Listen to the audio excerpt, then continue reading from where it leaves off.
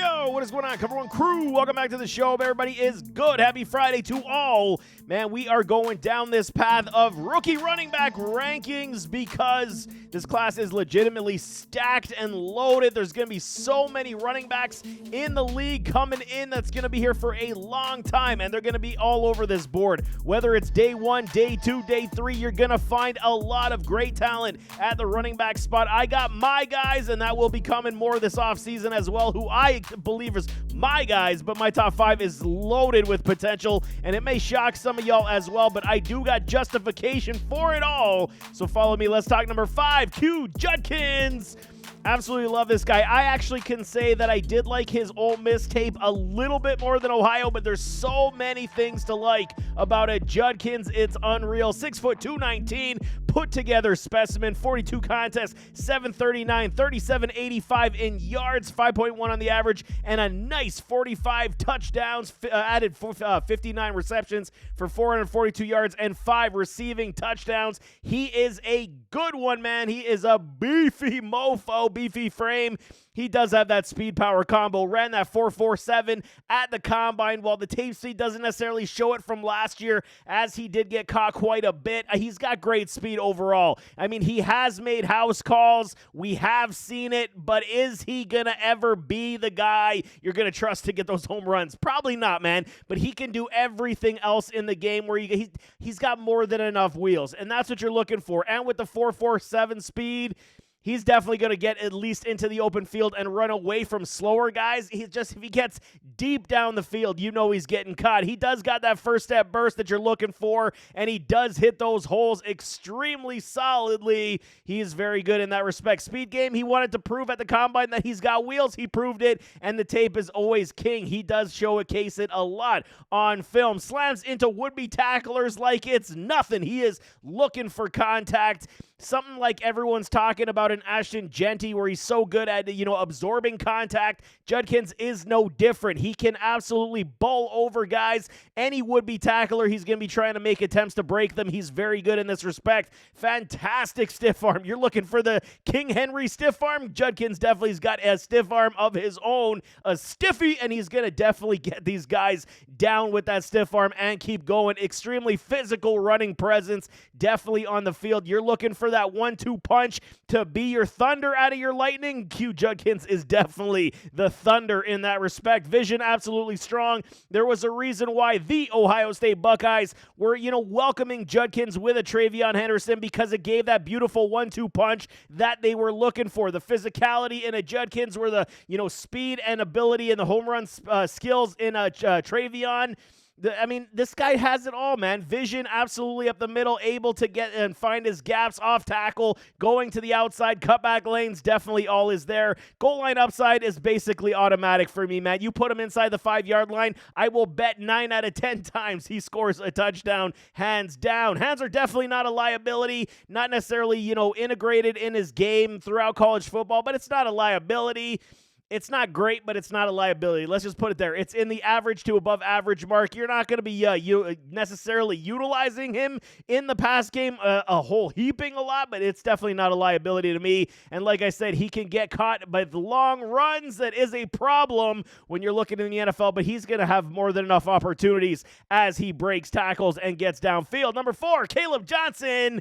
Man, oh man, I tell you about this guy, the more I watch him, the more I get excited. 6'1", 225, 35 contests, 508 in attempts, 2,779 yards, 5.5 on the average, and a nice 30 touchdowns, 29 receptions, 240 in yards, and 2 receiving touchdowns. Stout body and frame, no question, and he can grow into this. He dropped some pounds for the combine. He could definitely be in the pros around that 230 mark. It may, inhibit the top-end wheel as well, as he didn't necessarily run. I believe he was a 4.5 in the combine 40. But, you got to go to tape speed more sometimes than you do with the 40s. 40 is track speed. You train for that differently than you do on the field. But the biggest part of a Kaleb is the fact his fluidity is absolutely phenomenal, man. You talk about fluid runners, Kaleb Johnson is another one that is the epitome of fluidity when he's running the football. Absolutely love it. One cut, type of runner, hits the speed, and he's gonzo. That's exactly what you're looking for out of a Kaleb Johnson. The tape speed definitely is greater than the combine speed. I mean, you go back, you look, and this is what you're looking for. You know, speed in shorts or speed on the field. Give me speed on the field every day. It's just the combine tells us how fast these guys' top-end speed is going to be. And Kaleb, even though at a 4.5, he's 225, y'all. And I mean, he could be 230, and it's still definitely very good wheels to run away from a lot of NFL players that are slower on that sense. Gets to the edge extremely well. Off tackle with ease. Holes that he does find, he can find his way through, and it's so damn good. What makes him look extremely fast on tape, the two-step accelerators over the burst, okay? Some guys got the, one-step bang, and they're gone. The two-step accelerators, and you're like, where the hell did that speed come from? Kaleb Johnson, definitely more accelerators than burst, and I'm totally okay with that because it does translate on the field exceptionally well, man. Doesn't lose speed or on this change of direction. This is very important because a lot of guys, when they're making their moves, they're making their cuts, and I think it goes into point that, he is that one-cut runner, and he does that little, when he's running full speed, does a little lean to the side, and he can absolutely evade would-be tacklers without even them coming close to him. That's what makes him so damn good with the great slip tackle, great break tackle. I mean, he does not lose speed on change of direction. What else are you looking for from a 225 running back? He does this very well also, man. Change of direction, like I'm saying, the lean cuts moving over, the jukes are somewhat there. I'd rather say, the speed leans and the one cuts over the jukes, but you do see it from time to time that Kaleb is making other guys miss with that juke step without question. Vision is exceptionally strong into Kaleb Johnson. I think it could be one of the better running backs in terms of vision in this draft class. Kaleb definitely is one of these guys going to fall down the draft board just because of the abundance of running backs. He is going to be an NFL starter, maybe a tandem, but he's going to be so damn coveted because of the skill set that he does do well. Here we go. Number 3, TreVeyon, my guy. You guys know Tre is my dude, and I'm telling y'all right now, I was flirting with putting Tre at number 1. It is not a crazy statement whatsoever because of everything that he does well. There was only certain things between my top 3. The gap is so small, man. So you could literally have either one of Omarion, Ashton, and a TreVeyon as the number 1 running back in this class, and I'm totally okay with it. But TreVeyon, biasly, he's my best back in this class because of everything that he does well. 5'10", 208, 47 games played, 590 in attempts, 37, 61 in yards, 6.4 in the average, 42 rushing touchdowns, adds 77 receptions for almost 900 yards and 6 receiving touchdowns. Here, when we talk about what I love about Tre, the body frame is just fine. Everyone's going to be cussing him. Oh, he doesn't have the body frame. Ashton Jeanty is 5'8", man, 211. You got 5'10", 208. They're basically the same size. What the hell are you talking about? So don't give me size for a TreVeyon whatsoever. It is definitely fine. He is stout and put together on the upper body. The frame is just fine. Don't even get that twisted, man. Fantastic tape speed, super fluid, burst, accelerators, top end, home run hitting ability,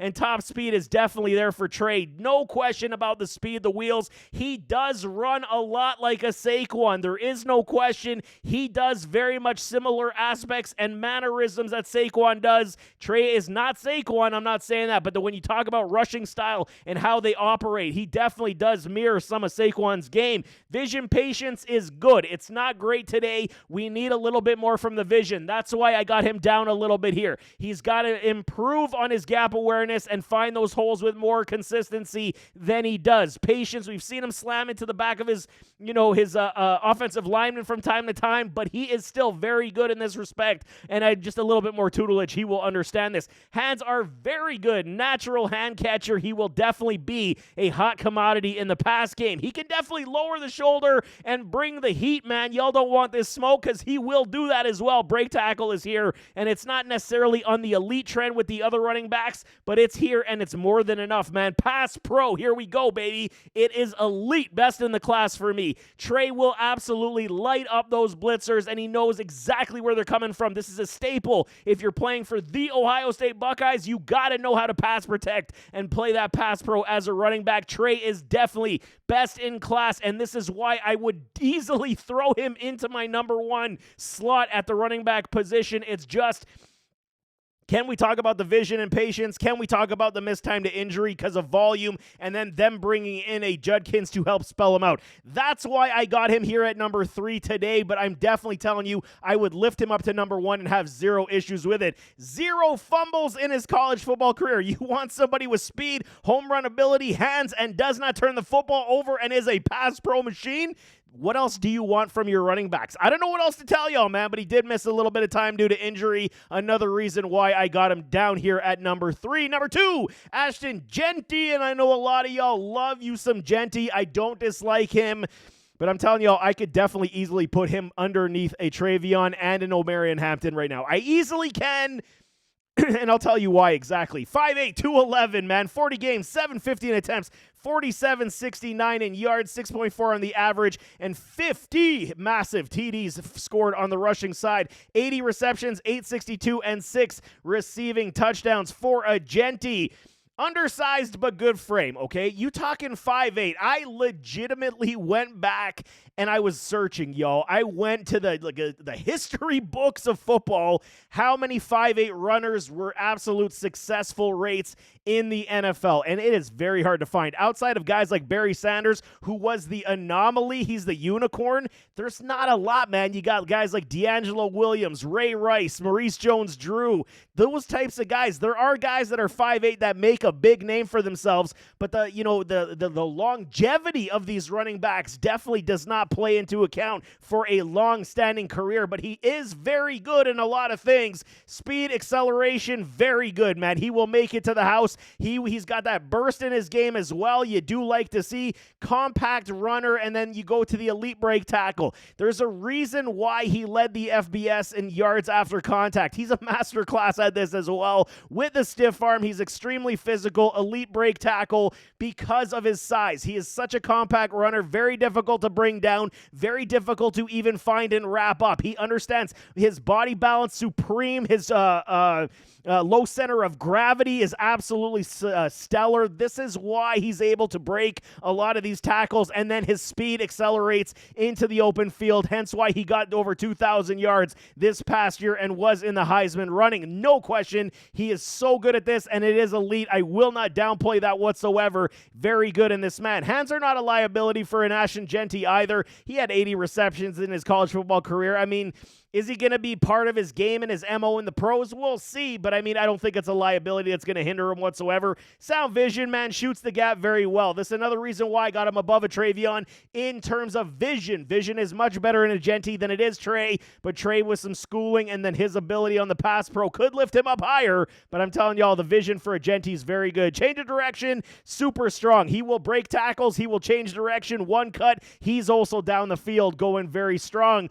He is overworked, man. The pass pro is definitely, I put weak here, but maybe that's a little bit of an overstatement. The pass pro is not great, okay? He can do it, but it's not great, and we're going to see him probably get exposed quite a few times in the NFL. Fumble issues, another reason why I would drop this man down. 9 fumbles in his career.